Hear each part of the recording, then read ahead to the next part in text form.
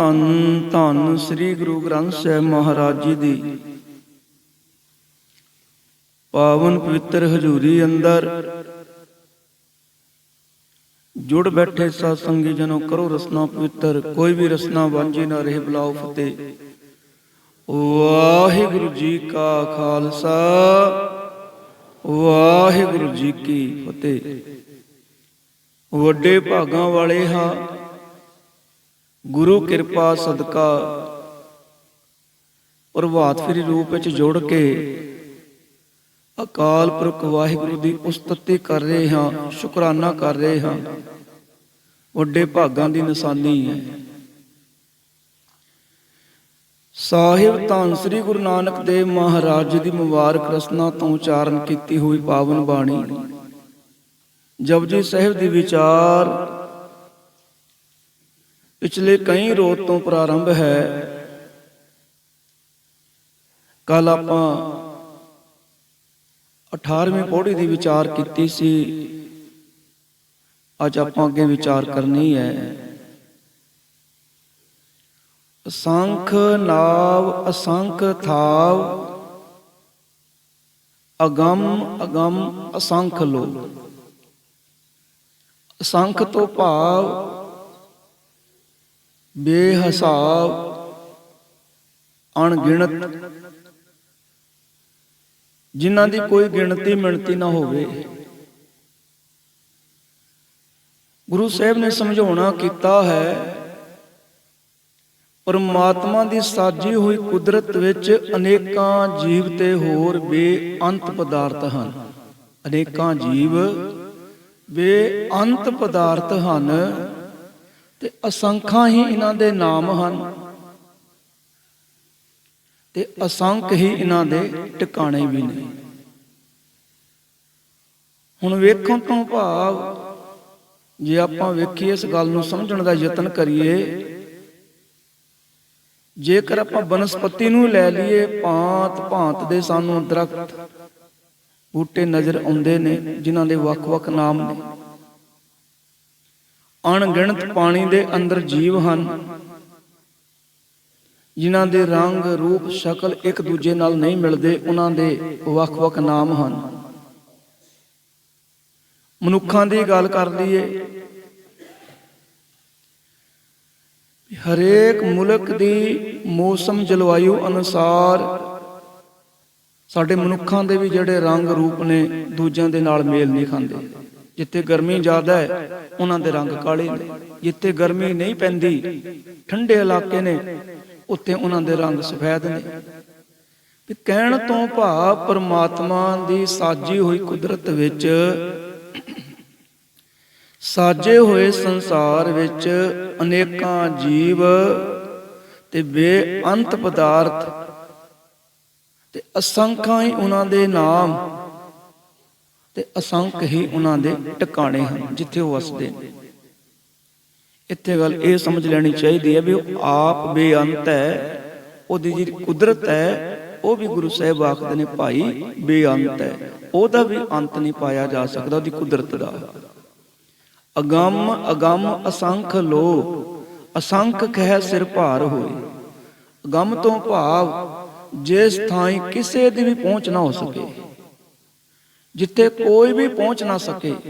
ਅਗੰਮ ਅਗੰਮ ਅਸੰਖ ਲੋ, ਲੋ ਤੋਂ ਭਾਵ ਹੈ ਲੋਕ, ਭਵਨ। ਇੱਥੇ ਸਤਿਗੁਰੂ ਜੀ ਨੇ ਭਵਨਾਂ ਦੀ ਗੱਲ ਕੀਤੀ ਹੈ। ਕੁਦਰਤ ਵਿੱਚ ਪਰਮਾਤਮਾ ਦੇ ਰਚੇ ਹੋਏ ਅਸੰਖਾਂ ਹੀ ਭਵਨ ਹਨ, ਅਸੰਖ ਹੀ ਲੋਕ ਹਨ ਜਿਨ੍ਹਾਂ ਤੱਕ ਮਨੁੱਖ ਦੀ ਪਹੁੰਚ ਨਹੀਂ ਹੋ ਸਕਦੀ। ਅਸੀਂ ਤਾਂ ਕੇਵਲ ਹਜੇ ਤੱਕ ਜੋ ਸਾਡੇ ਵਿਗਿਆਨਿਕ ਨੇ, ਸਾਇੰਟਿਸਟ ਨੇ, ਇਸ ਧਰਤੀ ਬਾਰੇ ਪੂਰਾ ਨਹੀਂ ਜਾਣ ਸਕੇ। ਬਾਕੀ ਭਵਨਾਂ ਦੀ ਤਾਂ ਗੱਲ ਛੱਡ ਦੇ, ਇਸ ਲੋਕ ਦੀ ਸੋਝੀ ਨਹੀਂ ਹਜੇ ਤੱਕ ਪੂਰਨ ਤੌਰ ਤੇ। ਗੁਰੂ ਸਾਹਿਬ ਆਖਦੇ ਨੇ ਅਸੰਖਾਂ ਹੀ ਭਵਨ ਪਰਮਾਤਮਾ ਨੇ ਸਾਜੇ ਨੇ ਜਿਨ੍ਹਾਂ ਤੱਕ ਮਨੁੱਖ ਦੀ ਪਹੁੰਚ ਨਹੀਂ। ਅਸੰਖ ਕਹਿ ਸਿਰ ਭਾਰ ਹੋਏ। ਹੁਣ ਗੁਰੂ ਸਾਹਿਬ ਆਖਦੇ ਨੇ ਪਰ ਜੋ ਮਨੁੱਖ ਕੁਦਰਤ ਦਾ ਲੇਖਾ ਕਰਨ ਵਾਸਤੇ ਅਸੰਖ ਸ਼ਬਦ ਵਰਤਦੇ ਨਾ, ਦੇਖੋ ਅਸੰਖ ਸ਼ਬਦ ਵੀ ਆਪਣੇ ਆਪ ਵਿੱਚ ਬਹੁਤ ਵੱਡਾ ਹੈ। ਅਸੰਖ ਵੀ ਬੇਹਿਸਾਬ, ਬੇਗਿਣਤ, ਅਣਗਿਣਤ, ਜਿਨ੍ਹਾਂ ਦੀ ਕੋਈ ਗਿਣਤੀ ਨਾ ਹੋ ਸਕੇ। ਗੁਰੂ ਸਾਹਿਬ ਆਖਦੇ ਇਹ ਸ਼ਬਦ ਵੀ ਛੋਟਾ ਹੈ ਪਰਮਾਤਮਾ ਦਾ ਲੇਖਾ ਜੋਖਾ ਕਰਨ ਵਾਸਤੇ।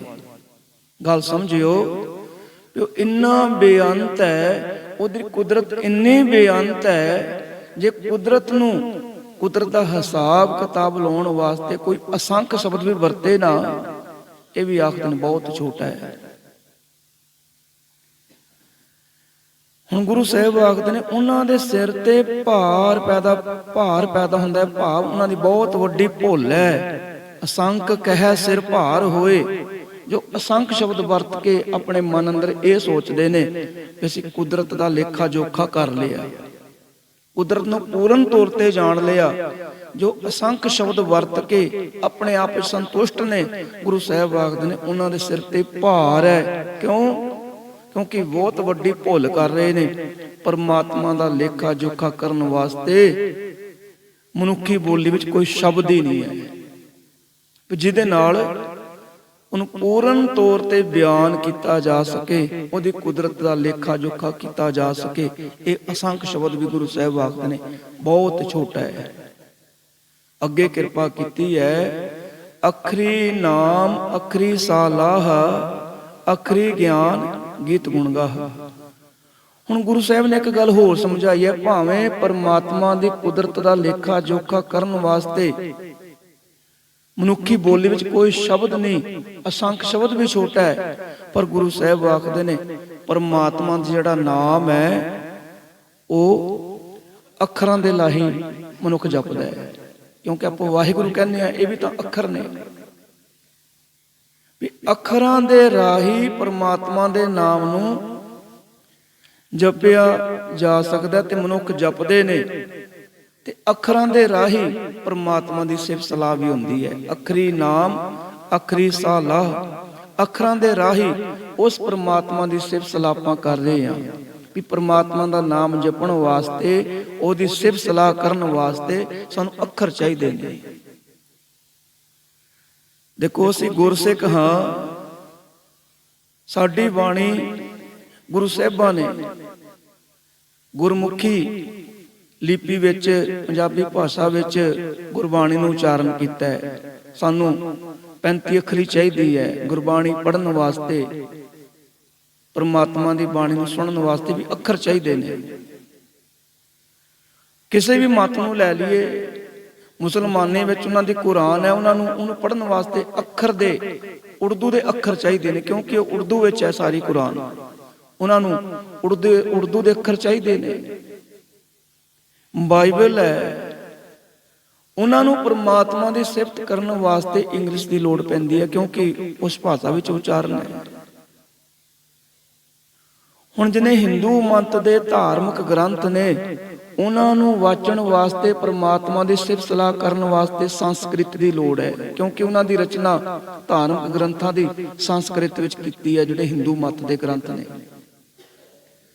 ਸੋ ਗੁਰੂ ਸਾਹਿਬ ਨੇ ਸਮਝਾਇਆ ਵੀ ਪਰਮਾਤਮਾ ਦਾ ਨਾਮ ਅੱਖਰਾਂ ਰਾਹੀਂ ਜਪਦੇ ਆ, ਪਰਮਾਤਮਾ ਦੀ ਸਿਫਤ ਸਲਾਹ ਅੱਖਰਾਂ ਦੇ ਰਾਹੀਂ ਕਰ ਰਹੇ ਆ।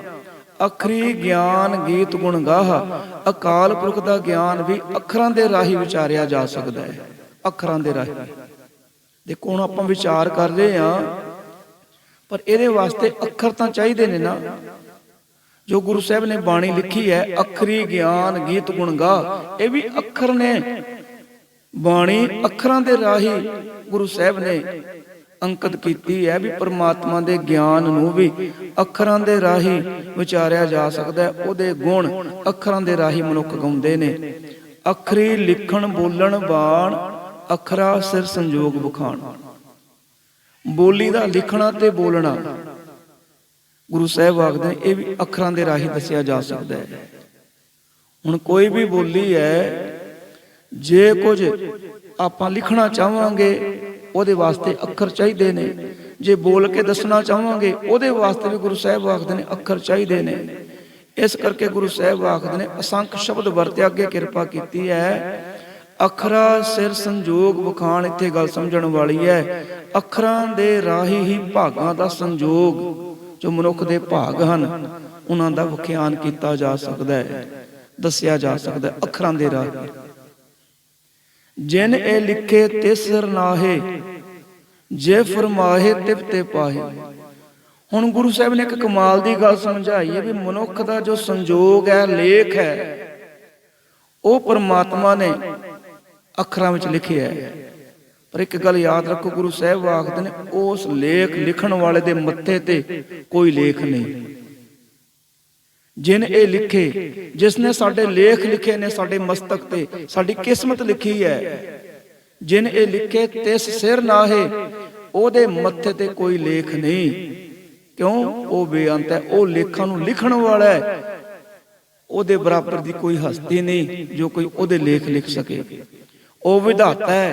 ਸਾਰੇ ਸੰਸਾਰ ਦੇਖੋ ਅਣਗਿਣਤ ਜੀਵ ਨੇ। ਆਪਾਂ ਮਨੁੱਖਾਂ ਦੀ ਗੱਲ ਨਾ ਕਰੀਏ, 84 ਲੱਖ ਜੂਨਾਂ ਨੇ, ਤੇ ਉਹ ਚ ਦੇਖੋ ਕਿੰਨੇ ਜੀਵ ਹੋਣਗੇ। ਕੇਵਲ ਜੇਕਰ ਆਪਾਂ ਮਨੁੱਖਾਂ ਦੀ ਗੱਲ ਕਰੀਏ, ਹਿੰਦੁਸਤਾਨ ਦੀ ਆਬਾਦੀ ਅਰਬਾਂ ਵਿੱਚ ਹੈ। ਜੇ ਪੂਰੇ ਵਰਲਡ ਦੀ ਗੱਲ ਕਰੀਏ, 84 ਲੱਖ ਜੂਨਾਂ ਨੇ, ਬੇਅੰਤ ਜੀਵ ਨੇ। ਉਹਨਾਂ ਹਰੇਕ ਦਾ ਹਿਸਾਬ ਕਿਤਾਬ, ਲੇਖਾ ਜੋਖਾ ਪਰਮਾਤਮਾ ਕੋਲ ਹੈ। ਕੱਲੇ ਕੱਲੇ ਦਾ ਉਹਨੂੰ ਯਾਦ ਹੈ, ਕੱਲੇ ਕੱਲੇ ਦੀ ਉਹਨੂੰ ਚੇਤਾ ਹੈ। ਉਹਦੇ ਚੇਤੇ ਵਿੱਚ ਕੱਲਾ ਕੱਲਾ ਜੀਵ ਚੱਲ ਰਿਹਾ ਹੈ। ਬਨਸਪਤੀ ਹੈ, ਭਾਵੇਂ ਨਦੀਆਂ, ਨਾਲੇ, ਸਮੁੰਦਰ, ਪਹਾੜ, ਜੋ ਵੀ ਆਪਾਂ ਵੇਖਦੇ ਹਾਂ ਉਹਦੇ ਚੇਤੇ ਵਿੱਚ ਨੇ। ਉਹਦੇ ਤੇ ਹੁਕਮ ਤੋਂ ਬਾਹਰ ਕੁਝ ਵੀ ਨਹੀਂ। ਭਾਵੇਂ ਨਛੱਤਰ ਨੇ, ਗ੍ਰਹਿ ਨੇ, ਉਹਦੇ ਹੁਕਮ ਵਿੱਚ ਸਭ ਕੁਝ ਹੈ। ਬਚਨ ਆਪਾਂ ਪੜ੍ਹਦੇ ਹਾਂ, ਚਿੱਤੈ ਅੰਦਰ ਸਭ ਕੋ ਵੇਖ ਨਦਰੀ ਹੇਠ ਚਲਾਇਂਦਾ। ਉਹਦੇ ਚੇਤੇ ਵਿੱਚ ਸਾਰਾ ਸੰਸਾਰ ਚੱਲ ਰਿਹਾ, ਸਾਰਾ ਜਗਤ ਚੱਲ ਰਿਹਾ ਹੈ। ਉਹਦੀ ਕਿਰਪਾ ਦੇ ਨਾਲ ਚੱਲ ਰਿਹਾ ਹੈ। ਉਹ ਕਦੇ ਵੀ ਭੁੱਲ ਨਹੀਂ ਕਰਦਾ। ਉਹਨੂੰ ਕੱਲੇ ਕੱਲੇ ਦੀ ਯਾਦ ਹੈ। ਕਦੋਂ ਕਿਸੇ ਨੂੰ ਦੇਣਾ, ਕਦੋਂ ਕਿਸੇ ਦੀ ਅਰਦਾਸ ਜੋ ਆਪਾਂ ਕਰਦੇ ਹਾਂ ਕਬੂਲ ਕਰਨੀ ਆ, ਉਹ ਕਰਦਾ ਵੀ ਹੈ ਜਦੋਂ ਆਪਾਂ ਦਿਲੋਂ ਅਰਦਾਸ ਕਰਦੇ ਹਾਂ। ਕਿਉਂਕਿ ਉਹ ਅਭੁੱਲ ਹੈ। ਭੁੱਲਣ ਅੰਦਰ ਸਭ ਕੋ ਅਭੁੱਲ ਗੁਰੂ ਕਰਤਾਰ। ਕਰਤਾਰ ਕਦੇ ਭੁੱਲ ਨਹੀਂ ਕਰਦਾ।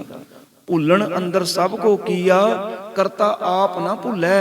ਉਹ ਆਪ ਕਦੇ ਭੁੱਲ ਨਹੀਂ ਕਰਦਾ। ਗੁਰੂ ਸਾਹਿਬ ਆਖਦੇ ਨੇ ਉਹ ਅਭੁੱਲ ਹੈ ਵੀ ਉਹਦੇ ਮੱਥੇ ਤੇ ਕੋਈ ਲੇਖ ਨਹੀਂ। ਜਿਵ ਫਰਮਾਹੇ ਤਿਵ ਤੇ ਪਾਹੇ। ਹੁਣ ਗੁਰੂ ਸਾਹਿਬ ਆਖਦੇ ਜਿਸ ਜਿਸ ਤਰ੍ਹਾਂ ਅਕਾਲ ਪੁਰਖ ਹੁਕਮ ਕਰਦਾ, ਉਸੇ ਤਰ੍ਹਾਂ ਜੀਵ ਸੰਸਾਰ ਤੇ ਸੰਜੋਗ ਭੋਗਦੇ ਨੇ। ਉਹੀ ਕੁਝ ਸਾਨੂੰ ਮਿਲਦਾ ਹੈ, ਉਸ ਤਰ੍ਹਾਂ ਹੀ ਸਾਡਾ ਜੀਵਨ ਚੱਲਦਾ ਹੈ, ਜੀਵਨ ਬਤੀਤ ਹੁੰਦਾ ਹੈ। ਜੋ ਅਸੀਂ ਜੀਵਨ ਬਤੀਤ ਕਰ ਰਹੇ ਹਾਂ, ਇਹ ਵਾਹਿਗੁਰੂ ਦੇ ਹੁਕਮ ਵਿੱਚ ਹੀ ਹੈ। ਕਿੰਨਾ ਕਿੰਨਾ ਚਿਰ ਮਨੁੱਖ ਗੁਰੂ ਨਾਲ ਟੁੱਟਿਆ ਰਹਿੰਦਾ ਹੈ ਆਪਣੇ ਜੀਵਨ ਅੰਦਰ। ਅਚਾਨਕ ਕਿਰਪਾ ਹੁੰਦੀ ਹੈ, ਬਦਲਾਅ ਆਉਂਦਾ ਹੈ, ਮਨੁੱਖ ਗੁਰੂ ਦੇ ਨਾਲ ਜੁੜ ਜਾਂਦਾ ਹੈ, ਸੰਗਤ ਕਰਨ ਲੱਗ ਜਾਂਦਾ ਹੈ, ਬਾਣੀ ਸੁਣਨੀ ਪੜ੍ਹਨੀ ਚੰਗੀ ਲੱਗਣ ਲੱਗ ਪੈਂਦੀ ਹੈ, ਮਨ ਨੂੰ ਚੰਗੀ ਲੱਗਦੀ ਹੈ, ਮਨ ਨੂੰ ਸ਼ਾਂਤੀ ਮਿਲਦੀ ਹੈ। ਕਿਉਂ? ਕਿਉਂਕਿ ਵਾਹਿਗੁਰੂ ਦੇ ਹੁਕਮ ਵਿੱਚ ਹੈ। ਉਹੀ ਨਾਮ ਜਪਾਉਣ ਵਾਲਾ ਹੈ, ਉਹੀ ਸਾਨੂੰ ਸੰਗਤ ਵਿੱਚ ਲੈ ਕੇ ਆਉਣ ਵਾਲਾ ਹੈ। ਉਹਦੀ ਕਿਰਪਾ ਤੋਂ ਬਗੈਰ ਸੰਗਤ ਵਿੱਚ ਨਹੀਂ ਮਨੁੱਖ ਆ ਸਕਦਾ, ਨਾ ਨਾਮ ਜਪ ਸਕਦਾ ਹੈ। ਇੰਨਾ ਵੱਡਾ ਸੰਸਾਰ ਹੈ।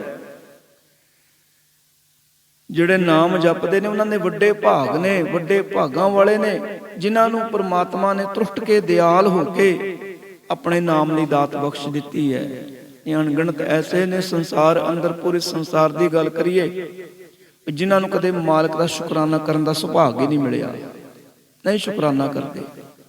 ਪਰ ਇੱਕ ਗੱਲ ਹੋਰ ਯਾਦ ਰੱਖਿਓ, ਇੰਨਾ ਦਿਆਲੂ ਹੈ ਵੀ ਉਹਦਾ ਕੋਈ ਭਾਵੇਂ ਨਾਮ ਨਹੀਂ ਵੀ ਜਪਦਾ, ਉਹ ਉਹਦੇ ਨਾਲ ਵੀ ਨਾਰਾਜ਼ ਨਹੀਂ, ਉਹਦੇ ਤੇ ਵੀ ਕਿਰਪਾ ਉਹਦੀ ਵਰਤ ਰਹੀ ਹੈ। ਭਾਵੇਂ ਕੋਈ ਚੋਰ ਹੈ, ਸਾਧ ਹੈ, ਮਨਮੁਖ ਹੈ, ਗੁਰਮੁਖ ਹੈ, ਕੋਈ ਵੀ ਹੈ, ਉਹ ਸਭਨਾਂ ਨੂੰ ਇੱਕਸਾਰ ਪਿਆਰ ਕਰਦਾ ਹੈ। ਕਿਉਂਕਿ ਗੁਰੂ ਸਾਹਿਬ ਨੇ ਬਚਨ ਕੀਤਾ ਹੈ, ਅੱਗੇ ਪੰਕਤੀ ਆਵੇਗੀ, ਸਾਨੂੰ ਕਰਮ ਕਰਨ ਵਾਸਤੇ ਪ੍ਰਮਾਤਮਾ ਨੇ ਸੁਤੰਤਰ ਰੱਖਿਆ ਹੈ। ਸੁਤੰਤਰ ਤੋਂ ਭਾਵ ਆਪਣੀ ਮਰਜ਼ੀ ਦੇ ਨਾਲ। ਅਸੀਂ ਮਾੜਾ ਕਰੀਏ, ਚੰਗਾ ਕਰੀਏ। ਹੁਣ ਪ੍ਰਮਾਤਮਾ ਆ ਕੇ ਰੋਕਦਾ ਥੋੜਾ ਬਈ ਤੂੰ ਝੂਠ ਨਾ ਬੋਲ, ਵੀ ਤੂੰ ਚੋਰੀ ਨਾ ਕਰ। ਉਹਨੇ ਸੁਤੰਤਰ ਰੱਖਿਆ ਵੀ ਭਾਈ ਤੂੰ ਚੋਰੀ ਕਰਨੀ ਚੋਰੀ ਕਰ, ਮਾੜਾ ਬੋਲਣਾ ਮਾੜਾ ਬੋਲ, ਕਰੀ ਜਾ, ਤੇਰੀ ਆਪਣੀ ਮਰਜ਼ੀ ਹੈ। ਪਰ ਯਾਦ ਰੱਖੀ, ਇਹ ਜਿਹੜਾ ਬੀਜ ਤੂੰ ਬੀਜ ਰਿਹਾ, ਫਲ ਵੀ ਤੈਨੂੰ ਹੀ ਖਾਣਾ ਪੈਣਾ ਹੈ। ਕਿ ਤੈਨੂੰ ਆਜ਼ਾਦੀ ਦੇ ਦਿੱਤੀ ਹੈ, ਚੰਗਾ ਕਰੇਗਾ ਤੇ ਚੰਗਾ ਫਲ, ਮਾੜਾ ਕਰੇਗਾ ਤੇ ਮਾੜਾ। ਵੀ ਆਜ਼ਾਦ ਰੱਖਿਆ ਸਾਨੂੰ। ਅੱਗੇ ਬਚਨ ਕੀਤਾ ਹੈ, ਜੇਤਾ ਕੀਤਾ ਤੇਤਾ ਨਾਉ। ਇਹ ਸਾਰਾ ਸੰਸਾਰ ਜੋ ਅਕਾਲ ਪੁਰਖ ਨੇ ਬਣਾਇਆ, ਗੁਰੂ ਸਾਹਿਬ ਆਖਦੇ ਨੇ ਇਹ ਪਰਮਾਤਮਾ ਦਾ ਹੀ ਸਰੂਪ ਹੈ। ਸਰੂਪ ਤੋਂ ਭਾਵ ਵੀ ਆਪਾਂ ਜੋ ਸੰਸਾਰ ਵੇਖਦੇ ਹਾਂ, ਬਚਨ ਆਉਂਦਾ ਹੈ, ਇਹ ਵਿਸ ਸੰਸਾਰ ਤੁਮ ਦੇਖਦੇ, ਇਹ ਹਰ ਕਾ ਰੂਪ ਹੈ, ਹਰ ਰੂਪ ਨਦਰੀ ਆਇਆ। ਵੀ ਕੱਲੇ ਕੱਲੇ ਜੀਵ ਵਿੱਚ ਪਰਮਾਤਮਾ ਦੀ ਜੋਤ ਜਗਮਗਾ ਰਹੀ ਹੈ। ਜੋ ਵੀ ਆਪਾਂ ਵੇਖਦੇ ਹਾਂ ਇਹ ਪਰਮਾਤਮਾ ਦੇ ਸਰੂਪ ਹੈ। ਪੂਰਾ ਸੰਸਾਰ ਵਿਣ ਨਾਵੈ ਨਾਹੀ ਕੋ ਥਾਓ। ਅੱਗੇ ਫਿਰ ਕਿਰਪਾ ਕੀਤੀ ਹੈ, ਕੋਈ ਵੀ ਥਾਂ ਅਕਾਲ ਪੁਰਖ ਵਾਹਿਗੁਰੂ ਦੇ ਸਰੂਪ ਤੋਂ ਖਾਲੀ ਨਹੀਂ। ਕਿਤੇ ਨਾ ਕਿਤੇ ਮਨੁੱਖ ਹੈ, ਕਿਤੇ ਕੋਈ ਦਰਿਆ ਵਹਿ ਰਿਹਾ ਹੈ, ਕਿਤੇ ਕੋਈ ਦਰਖਤ ਖੜਾ ਹੈ।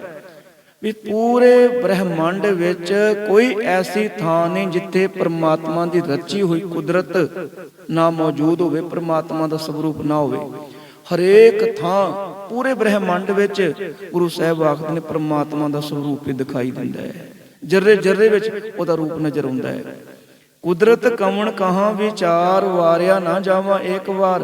ਹੁਣ ਇੰਨਾ ਕੁਝ ਗੁਰੂ ਸਾਹਿਬ ਨੇ ਡੂੰਘੀਆਂ ਗੱਲਾਂ ਸਮਝਾਉਣ ਤੋਂ ਬਾਅਦ ਫੇਰ ਆਖਿਆ ਹੈ ਵੀ ਹੇ ਪਰਮਾਤਮਾ, ਮੇਰੀ ਕੀ ਔਕਾਤ ਹੈ ਵੀ ਮੈਂ ਤੇਰੀ ਕੁਦਰਤ ਨੂੰ ਵਿਚਾਰ ਸਕਾਂ। ਗੁਰੂ ਨਾਨਕ ਪਾਤਸ਼ਾਹ ਜੀ ਕਹਿ ਰਹੇ ਨੇ, ਜਗਤ ਗੁਰੂ ਨੇ ਇੰਨਾ ਕੁਝ ਉਹ ਜਾਣੇ ਜਾਣ ਸਨ, ਫਿਰ ਵੀ ਆਖਦੇ ਨੇ ਮੇਰੀ ਕੋਈ ਔਕਾਤ ਨਹੀਂ ਹੈ ਪਰਮਾਤਮਾ, ਮੈਂ ਤੇਰੀ ਕੁਦਰਤ ਨੂੰ ਬਿਆਨ ਕਰ ਸਕਾਂ।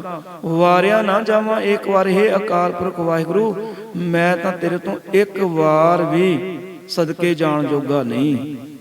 ਜੋ ਤੁਧ ਭਾਵੈ ਸਾਈ ਭਲੀ ਕਾਰ।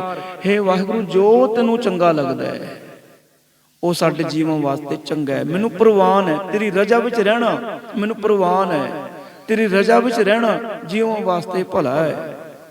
ਤੂੰ ਸਦਾ ਸਲਾਮਤ ਨਿਰੰਕਾਰ। ਹੇ ਨਿਰੰਕਾਰ, ਤੂੰ ਸਦਾ ਥਿਰ ਰਹਿਣ ਵਾਲਾ ਹੈ, ਅਬਨਾਸੀ ਹੈ, ਕਾਲ ਤੋਂ ਰਹਿਤ ਹੈ। ਹੁਣ ਅੱਗੇ ਗੁਰੂ ਸਾਹਿਬ ਨੇ ਮਨ ਨਿਰਮਲ ਕਰਨ ਦੀ ਯੁਕਤੀ ਦੱਸੀ ਹੈ। ਉਦਾਹਰਨ ਦੇ ਕੇ ਸਾਨੂੰ ਸਮਝਾਉਣਾ ਕੀਤਾ ਹੈ। ਭਰੀਐ ਹੱਥ ਪੈਰ ਤਨ ਦੇਹ, ਪਾਣੀ ਧੋਤੈ ਉਤਰ ਸਕੇ। ਵੀ ਹੱਥ ਪੈਰ ਗੁਰੂ ਸਾਹਿਬ ਆਖਦੇ ਜੇ ਕਿਤੇ ਮਿੱਟੀ ਨਾਲ ਲਿਬੜ ਜਾਣ, ਗੰਦੇ ਹੋ ਜਾਣ ਹੱਥ ਪੈਰ ਸਰੀਰ, ਪਾਣੀ ਧੋਤੈ ਉਤਰ ਸਕੇ। ਪਾਣੀ ਦੇ ਨਾਲ ਹੱਥਾਂ ਪੈਰਾਂ ਨੂੰ ਧੋ ਕੇ ਇਸ਼ਨਾਨ ਕਰਕੇ ਆਪਾਂ ਮਿੱਟੀ ਨੂੰ ਲਾ ਸਕਦੇ ਹਾਂ। ਸਰੀਰ ਨਿਰਮਲ ਹੋ ਜਾਂਦਾ ਹੈ, ਹੱਥ ਪੈਰ ਸਾਫ਼ ਹੋ ਜਾਂਦੇ ਨੇ। ਦੇਖੋ ਗੱਲ ਸਮਝਣ ਵਾਲੀ ਹੈ ਵੀ ਜੇ ਹੱਥਾਂ ਪੈਰਾਂ ਨੂੰ ਸਰੀਰ ਨੂੰ ਕੋਈ ਮਿੱਟੀ ਘੱਟਾ ਲੱਗ ਗਿਆ ਹੈ ਤੇ ਇਸ਼ਨਾਨ ਕਰਕੇ ਪਾਣੀ ਦੇ ਰਾਹੀਂ ਇਹਨੂੰ ਧੋਤਾ ਜਾ ਸਕਦਾ ਤੇ ਆਪਾਂ ਧੋਨੇ ਵੀ ਆ। ਅੱਗੇ ਕਿਰਪਾ ਕੀਤੀ ਹੈ, ਹੋਰ ਇੱਕ ਉਦਾਹਰਨ ਦਿੱਤੀ ਹੈ। ਮੂਤ ਪਲੀਤੀ ਕੱਪੜ ਹੋਏ ਦੇ ਸਾਬੂਨ ਲਈ ਹੈ ਉਹ ਧੋਏ। ਜੇ ਕੱਪੜਾ ਗੰਦਾ ਹੋ ਜੇ ਕਿਸੇ ਵਿਸ਼ਟਾ ਦੇ ਨਾਲ, ਪਰ ਉਹਨੂੰ ਸਾਬਣ ਲਾ ਕੇ ਦੇ ਸਾਬੂਨ, ਇੱਥੇ ਦੁਲੈਂਕੜ ਹੈ, ਇਹਨੂੰ ਸਾਬਣ ਨਹੀਂ ਪੜਨਾ, ਦੇ ਸਾਬੂਨ ਲਈ ਹੈ ਉਹ ਧੋਏ। ਇਹਦਾ ਮਤਲਬ ਸਾਬਣ ਹੀ ਹੈ ਪਰ ਪੜਨਾ ਇਹਨੂੰ ਸਾਬੂਨ ਹੈ। ਦੇ ਸਾਬੂਨ ਲਈ ਹੈ ਉਹ ਧੋਏ। ਸਾਬਣ ਲਾ ਕੇ ਮੈਲੇ ਕੱਪੜੇ ਨੂੰ ਆਪਾਂ ਧੋ ਕੇ ਸਾਫ਼ ਕਰ ਲੈਂਦੇ ਹਾਂ। ਪਰ ਗੁਰੂ ਸਾਹਿਬ ਆਖਦੇ ਨੇ ਭਰੀਐ ਮਤ ਪਾਪਾਂ ਕੈ ਸੰਗ, ਉਹ ਧੋਪੈ ਨਾਵੇ ਕੈ ਰੰਗ। ਪਰ ਜੇ ਮਨੁੱਖ ਦੀ ਮਤ ਬੁੱਧ ਪਾਪਾਂ ਦੇ ਨਾਲ ਮਲੀਨ ਹੋ ਜੇ, ਮਤ ਮੈਲੀ ਹੋ ਜੇ, ਹੁਣ ਉਹਨੂੰ ਧੋਣ ਵਾਸਤੇ ਕੋਈ ਸਾਬਣ ਨਹੀਂ ਹੈ ਵੀ ਮਤ ਜਿਹੜੀ ਮੈਲੀ ਹੋ ਗਈ ਹੈ, ਪਾਪਾਂ ਦੀ ਮੈਲ ਲੱਗੀ ਹੈ, ਪਾਪ ਸਾਬਣ ਲਾਉਣ ਨਾਲ ਧੋ ਲਾਂਗੇ। ਗੁਰੂ ਸਾਹਿਬ ਆਖਦੇ ਨਹੀਂ ਧੋਤੇ ਜਾਂਦੇ ਪਾਪ। ਫਿਰ ਗੁਰੂ ਸਾਹਿਬ ਨੂੰ ਪੁੱਛੇ ਵੀ ਪਾਪਾਂ ਦੀ ਜਿਹੜੀ ਮੈਲ ਲੱਗੀ ਹੈ ਇਹਨੂੰ ਧੋਵਾਂਗੇ ਕਿਵੇਂ, ਇਹ ਕਿਵੇਂ ਧੋਤੀ ਜਾ ਸਕਦੀ ਹੈ? ਅੱਗੇ ਫਿਰ ਜਵਾਬ ਵੀ ਦੱਸਿਆ, ਉਹ ਧੋਪੈ ਨਾਵੇ ਕੈ ਰੰਗ, ਪਰਮਾਤਮਾ ਦੇ ਨਾਮ ਰੂਪੀ ਜਲ ਦੇ ਨਾਲ, ਪਰਮਾਤਮਾ ਦੇ ਨਾਮ ਦੇ ਨਾਲ ਪਿਆਰ ਪਾਇਆ। ਜਿਵੇਂ ਜਿਵੇਂ ਤੂੰ ਨਾਮ ਜਪੇਂਗਾ ਭਾਈ, ਤੇਰੀ ਜਿਹੜੀ ਮਤ ਹੈ ਉਹ ਨਿਰਮਲ ਹੋ ਜਾਏਗੀ, ਮਤ ਤੇਰੀ ਸਾਫ਼ ਹੋ ਜਾਏਗੀ। ਮੈਨੂੰ ਘਟਨਾ ਯਾਦ ਆ ਗਈ। ਕਿਸੇ ਗੁਰਸਿੱਖ ਨੇ ਸੰਤ ਸਿੰਘ ਮਸਕੀਨ ਜੀ ਨੂੰ ਇੱਕ ਸਵਾਲ ਪੁੱਛਿਆ ਸੀ ਵੀ ਜਦੋਂ ਬਾਣੀ ਪੜ੍ਹਦੇ ਆ ਨਾ, ਮਨ ਅੰਦਰ ਮੈਲੇ ਖਿਆਲ ਉਤਪਨ ਹੁੰਦੇ ਨੇ, ਕਾਹਦੇ ਵਾਸਤੇ? ਉਹਨਾਂ ਨੇ ਬੜਾ ਸੁੰਦਰ ਜਵਾਬ ਦਿੱਤਾ ਸੀ ਵੀ ਜੇ ਕੱਪੜਾ ਮੈਲਾ ਹੋਵੇ ਨਾ, ਉਹਨੂੰ ਜਦੋਂ ਸਾਬਣ ਲਾ ਕੇ ਧੋਨੇ ਉਹਦੇ ਚੋਂ ਮੈਲ ਬਾਹਰ ਨਿਕਲਦੀ ਹੈ। ਕੱਪੜਾ ਮੈਲਾ ਹੋ ਜੇ, ਜਿਵੇਂ ਭਾਈ ਤੂੰ ਕਹਿੰਦੇ ਤੂੰ ਬਾਣੀ ਪੜ੍ਹਦਾ, ਤੇਰਾ ਮਨ ਮੈਲਾ ਹੈ ਨਾ, ਜੇ ਮਨ ਅੰਦਰ ਮੈਲੇ ਖਿਆਲ ਆ ਰਹੇ ਨੇ, ਇਹ ਤੇਰਾ ਮਨ ਧੋਤਾ ਜਾ ਰਿਹਾ ਹੈ ਨਾਮ ਰੂਪੀ ਜਲ ਦੇ ਨਾਲ, ਨਾਮ ਰੂਪੀ ਸਾਬਣ ਦੇ ਨਾਲ। ਭਾਈ ਤੇਰੀ ਮਨ ਦੀ ਮੈਲ ਲੱਥ ਰਹੀ ਹੈ, ਇਹ ਤੇਰਾ ਮਨ ਨਿਰਮਲ ਹੋ ਰਿਹਾ ਹੈ, ਮਨ ਤੇਰਾ ਸਾਫ਼ ਹੋ ਰਿਹਾ ਹੈ। ਹੁਣ ਅੱਗੇ ਗੁਰੂ ਸਾਹਿਬ ਨੇ ਇੱਕ ਗੱਲ ਹੋਰ ਸਮਝਾਈ ਹੈ, ਪੁੰਨੀ ਪਾਪੀ ਆਖਣ ਨਾਹੇ, ਕਰ ਕਰ ਕਰਨਾ ਲਿਖ ਲੈ ਜਾਓ। ਦੋ ਸ਼ਬਦ ਨੇ, ਪੁੰਨ ਤੇ ਪਾਪ।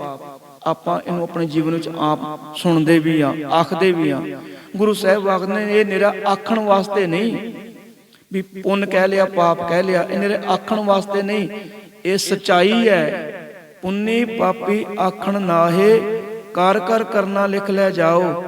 ਜਿਵੇਂ ਜਿਵੇਂ ਤੂੰ ਕਰਮ ਕਰੇਗਾ ਉਸ ਤਰ੍ਹਾਂ ਦੇ ਸੰਸਕਾਰ ਤੇਰੇ ਹਿਰਦੇ ਵਿੱਚ ਲਿਖੇ ਜਾਣੇ ਨੇ।